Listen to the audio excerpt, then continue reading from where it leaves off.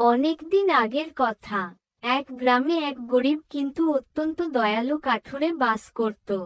প্রতিদিন সে বনে যেত কাঠ কাটতে এবং সেই কাঠ বাজারে বিক্রি করে তার সংসার চালাত। একদা কাঠুরে বনের গভীরে কাঠ কাটতে গিয়ে দেখল, একটি বড় শিকারী পাখি, বাজ পাখি, একটি ছোট্ট সবুজ টিয়া পাখিকে তাড়া করছে। টিয়াটি ভয়ে কাঁপছিল এবং বাঁচার জন্য আপ্রাণ চেষ্টা করছিল। কাঠুরে দয়াপরবশ হয়ে তার হাতের লাঠি উঁচিয়ে শিকারী পাখিটিকে তাড়িয়ে দিল।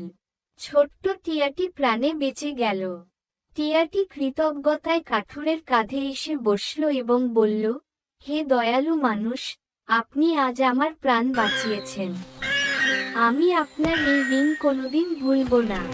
কাঠুরে হেসে উড়িয়ে দিল, কারণ সে প্রতিদানের আশায় সাহায্য করেনি। একটি কঠিন সময়, কিছুদিন পর এলাকায় প্রচণ্ড খরা দেখা দিল। বনের গাছপালা শুকিয়ে কাঠ হয়ে গেল, আর কাঠুরেও কোনো ভালো কাঠ পাচ্ছিল না। খাবারের অভাবে কাঠুরের পরিবার খুব কষ্টে দিন কাটাতে লাগল। কাঠুরে নিরাশ হয়ে বনের একটি গাছের নিচে বসে পড়ল। ঠিক তখন সেই টিয়াটি উড়তে উড়তে তার কাছে এল।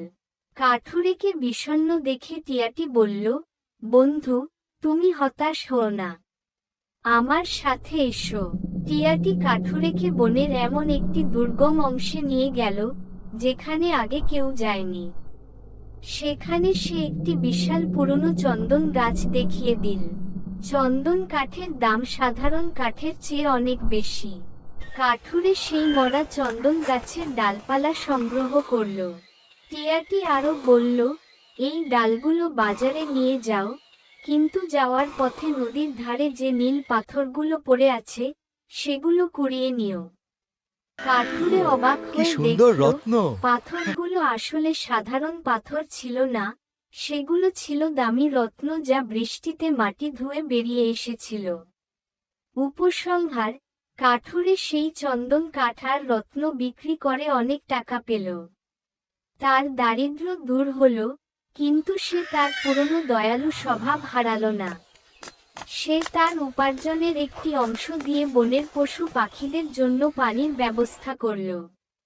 গল্পের শিক্ষা: উপকারীর উপকার করা, কারো সামান্যতম উপকারও বৃথা যায় না।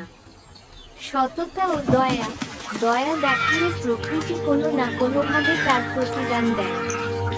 বিপদে ধৈর্য, কঠিন সময়ে হাল না ছেড়ে চেষ্টা চালিয়ে গেলে সাফল্যের পথ ঠিকই পাওয়া যায়। এমন সুন্দর সুন্দর শিক্ষণীয় গল্প পেতে ভিডিওটি লাইক, শেয়ার, কমেন্ট করে আমাদের নূরের সফর চ্যানেলটি সাবস্ক্রাইব করুন।